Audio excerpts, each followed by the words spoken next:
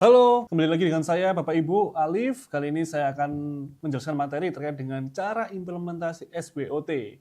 Ya, apa sih SWOT itu? Yuk kita simak dengan baik-baik. Oke, di sini saya akan jelaskan terkait dengan dampak jika perusahaan tidak atau malah sudah memiliki SWOT. Maka apa yang harus diimprove? Atau mungkin di perusahaan Bapak Ibu belum memiliki SWOT. Caranya seperti apa ya? Dan dampaknya apa? Oke, kita langsung simak terkait dengan penggunaan SWOT. Dengan menggunakan SWOT di perusahaan Bapak Ibu akan bisa mengetahui optimalisasi terkait dengan kekuatan Bapak Ibu, terkait dengan perusahaannya, strength-nya di mana nih, gitu. Dan kita malah bisa menjadi bahan evaluasi di perusahaan. Dengan adanya evaluasi, maka terbentuklah peluang dan perbaikan, di mana agenda terkait dengan kedepannya untuk tahun berikutnya atau semester berikutnya akan terskema terkait dengan apa yang harus dilakukan setiap departemen. Sehingga rules untuk pengerjaan di setiap departemen itu terbentuk dan budayanya semakin jelas. Setelah membentuk, maka akan menjadi sebuah keputusan terkait dengan penentuan program atau keberlanjutan untuk usahanya Bapak Ibu.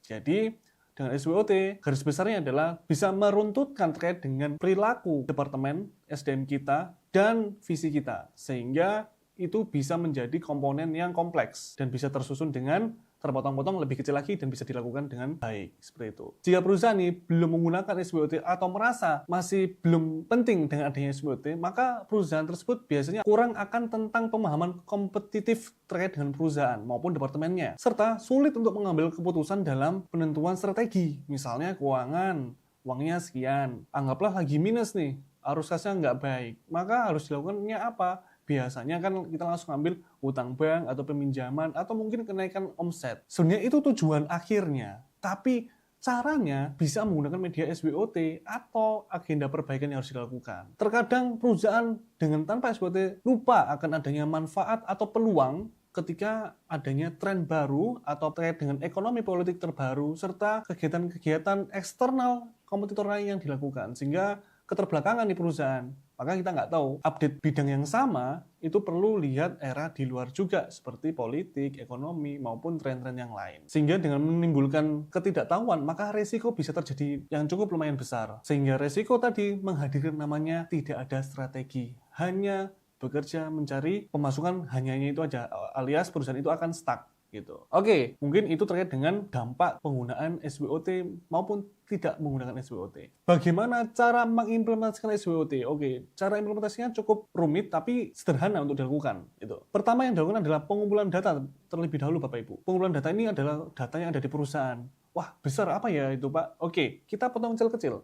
Di situ ada departemen namanya, ada departemen finance, sales, operasional, atau HRD ya. Itu kumpulkan terkait dengan data yang sudah pernah dilakukan, yang sudah dilakukan dalam semester atau tahun kemarin, maupun yang belum tercapai atau yang sudah tercapai. Setelah itu, pilah berdasarkan identifikasinya melalui kekuatan, mana yang menjadi kelebihan. Achieve-nya karena apa nih? Oh, ternyata memiliki kelebihan ini. Nah, yang udah berhasil kemarin memiliki kekuatan apa, sehingga bisa sampai sekarang nih. Setelah itu, identifikasi kelemahan. Kenapa kok belum selesai yang target kemarin? Nah, identifikasi dulu itu problemnya kenapa. Berangkatnya mesti dari problem atau isu yang lagi sedang yang belum terselesaikan. Itu berangkatnya dari sana. Setelah itu, ketika kita udah mengetahui identifikasi terkait dengan kelemahan dan kekuatan atau kelebihannya perusahaan, maka analisa peluang. Analisa peluang ini maksudnya adalah Bapak Ibu perlu tahu faktor eksternal yang mempengaruhi perusahaan Bapak Ibu, terutama ekonomi, politik, mungkin kalau perusahaannya Bapak itu retail maka akan berhubungan langsung dengan namanya harga pasar, daya konsumen untuk membeli, dan lain-lain. Faktor eksternal perlu dianalisa. Siapa yang menganalisa? Maka kita harus cari tim, yaitu sales atau marketing terkait dengan perombakan-perombakan yang sudah terjadi di lapangan. Setelah itu analisa ancaman. Nah, analisa ancaman ini adalah yang bisa membuat kita menjadi rentan, di mana ancaman ini seperti adanya perubahan regulasi peraturan, biasanya faktor eksternal ya, sehingga kita perlu ngapain, karena mungkin bisa terancam perusahaan kita akan tergeser omsetnya karena faktor politik. Selanjutnya melakukan diskusi tim dan pengembangan strategi, selanjutnya implementasi. Nah, di dalam implementasi Bapak Ibu, kita perlu yang namanya pemantauan atau monitoring di dalam tahun berjalan. Karena apa? Biasanya akan ada terjadi yang namanya penyesuaian berkala. Nah, nggak pakai lama, langsung kita implementasi Bapak Ibu. Oke, ini adalah contoh terkait dengan kertas kerja SWOT. Nah, kita ambil bidang usaha retail, bangunan, dan rumah tangga. Nah, di sini, faktor internal itu kita identiknya dengan strength dan weakness. Ini berhubungan dengan kekuatan internal. Ya. maupun weakness-nya berhubungan dengan kekuatan internal. Kita ambil yang strength dulu, kita latih di sini. Nah, ini sudah ada guidance-nya terkait dengan pembuatan strength. Nah, dengan pembuatan strength ini Bapak Ibu lebih mudah nih dengan pemicu kalimat-kalimat seperti ini, pertanyaan-pertanyaan seperti ini, seperti kelebihan apa yang dimiliki departemen, apa yang membuat departemen lebih baik, keunikan apa yang dimiliki departemen, sampai dengan apa yang bisa dilakukan dengan waktu lebih singkat, gitu ya. Saya ambil contohnya beberapa. Nah, kelebihan dari retail bangunan dan rumah tangga ini, misalnya kita ambil tempat layoutnya luas, ruangnya luas, tempatnya sangat luas dan bisa bermain bola mungkin di sana. Nah, kedua, barang lengkap dari bahan bangunan sampai rumah tangga. Wah, ini keunikan sekali. Dan yang ketiga adalah memiliki program kartu membership customer. Jadi di tahun 2024 kita sudah achieve terkait dengan implementasi kartu membership. Nah, setelah itu kita kalau misalnya udah mentok nih, nah kita bisa menggunakan kalimat-kalimat seperti ini. Mungkin kelebihan apa yang dimiliki departemen, apa yang membuat departemen ini lebih baik, membuat departemen kita menonjol tuh harus seperti apa yang sekarang posisinya, apa yang membuat departemen lebih efisien, dan waktu lebih singkat. Nah, seperti itu, supaya menggalinya lebih mudah Bapak Ibu ya. Setelah itu kita masuk ke area weakness ya. Di sini sudah ada guide-nya juga. Langsung saja, contohnya adalah mungkin di bidang usaha retail bangunan dan rumah tangga itu banyak barang pecah di gudang dan di rak, display maksudnya ya. Sehingga sulit nih untuk melakukan namanya mungkin stok opnam atau merugikan biaya juga karena nggak bisa terjual gitu ya. Yang kedua, kelemahannya adalah tidak ada barcode dan sulit untuk menghitung barang. Kelemahan yang ketiga adalah program sales banyak yang tidak tepat. Nah, karena apa tidak tepat? Mungkin segmennya berdasarkan usia atau perilaku customer belum ada. Oke, kelemahannya kita itu nih. Setelah itu kita lari nih ke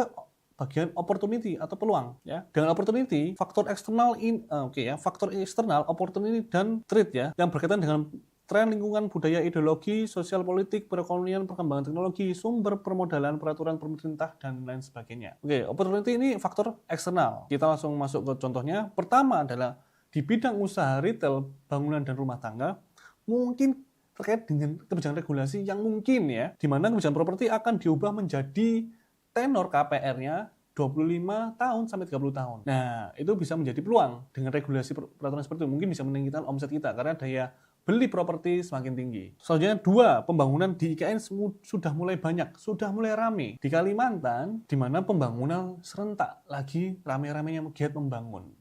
Peluang apa yang bisa kita dapat? Nah, itu nanti lanjutnya di solve-nya. Kalau sudah, mungkin itu terkait dengan peluangnya, maka kalau kita mau gali lagi, monggo boleh ya.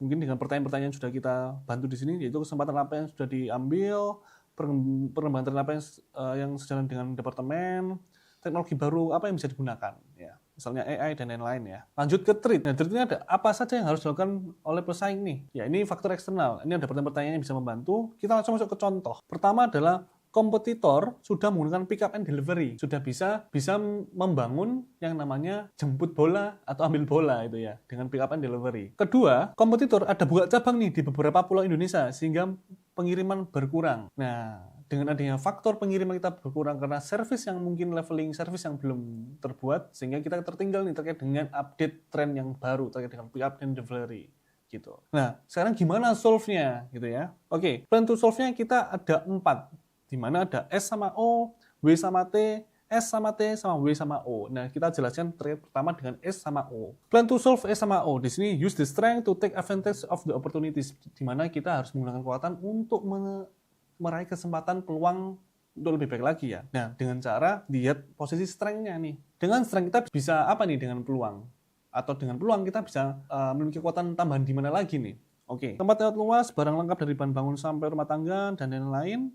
Dan kebijakan terkait dengan opportunity peluangnya adalah kebijakan properti ya dan pembangunan di IKN. Contohnya adalah kita harus yang membuat program promo baru tersegmen ya, terleveling. Levelnya ada. Untuk perilaku customer harus ada dari kebutuhan setiap customer. Kedua, membuat program self-service atau masuk ke apps online shop di mana kita nggak lagi di dalam rumah, tapi juga keluar rumah. Keluar rumahnya ini bisa kita jemput bola, pakai mobil yang keliling-keliling untuk bisa mempromosikan, serta kita bisa masuk ke dunia online. Gitu. Poin ketiga, kartu membership dilingkan dengan gadget, supaya benefit customer bisa update promo, info, dan lain-lain. Di mana kita harus pakai apps nih, HP, di mana gadget bisa memberikan informasi yang terbaik terkait dengan pembentukan promo. Nah, dengan kartu membership ini menjadi idealnya untuk mengetahui Oh, dengan idealnya customer nih bisa tahu update promo apa nih di perusahaan retail bidang bangunan dan rumah tangga. Oh, update ini nih, barang baru nih. Oh, barang trennya sekarang ini nih. Jadi, kita juga dituntut untuk bisa kreativitas terkait dengan barang-barang baru. Nah, itu. Lanjut ya. Selanjutnya, plan to solve W sama T. Nah, kita kan tadi nggak ada barcode, ya kan? Kita coba lihat dikit lagi. Tidak ada barcode, barang sering pecah, sama banyak program sales yang tidak tepat. Dan ancamannya adalah komputer sudah menggunakan pickup dan komputer sudah buka cabang di beberapa pulau Indonesia, sehingga pengiriman berkurang. Oke ya. Nah, plan to solve W sama T-nya adalah minimize kekurangan dan take terkait dengan ancaman. Gimana kita bisa mengurangi kelemahan dan mengurangi resiko ancaman. Nah, kita mengatasinya seperti apa nih? Oke. Pertama, mengadakan skema barcode setiap barang. Dengan skema barcode setiap barang, mungkin kita bisa jauh lebih mudah untuk stok opnam gitu ya. Untuk mengidentifikasi setiap rak. 2 relayouting area display dan gudang. Nah, kita perlu desain nih terkait dengan in-out terkait dengan customer ya. Misal waktu customer datang harus seperti apa, leveling service-nya, masuknya nanti diketemui sama area seperti apa. Nah, seperti itu. Perusahaan sekarang sudah banyak terkait dengan membuat layout di mana dia masuk sampai keluar itu tersegmen. Jadi pertama langsung lihat kanan kirinya apa. Nanti di tengah-tengah jalan nanti ketemu dengan produk seperti apa. Hingga yang terakhir mungkin ke tempat makanan. Dan itu pintu keluarnya. Gitu ya. Itu bisa menjadi segmen yang bisa unik ya. Terus ketiga, membuat program bundling dan kerjasama dengan pihak ketiga, sponsorship yang menyiapkan dengan MOU gitu ya. Supaya kita program promo nggak hanya terkait dengan internal aja, kita juga melibatkan eksternal seperti pihak bank mungkin, outsourcing, mungkin leasing, dan lain-lain. Supaya kita memudahkan terkait dengan program-program promo yang kita buat. Tuh. Keempat, membangun skema pick up and delivery. Nah, ini mungkin bisa nggak di perusahaan bisa skema pick up and delivery, Pak? Nggak bisa, Pak, soalnya kita di dalam mall. Oke, kita berarti mungkin bisa nggak pakai internal, tapi kita pakai pihak luar. Gitu. 5. Buka cabang dengan skema self-service. Mungkin dengan kita buka cabang di beberapa pulau ya, atau kita dekat dengan IKN, ya, kita bisa membuat namanya skema self-service terkait dengan pembelian. Dengan kita memilih barang, pegawai tinggal ngambilin aja. Gitu. Kita tinggal nunggu, bayar tinggal nunggu aja.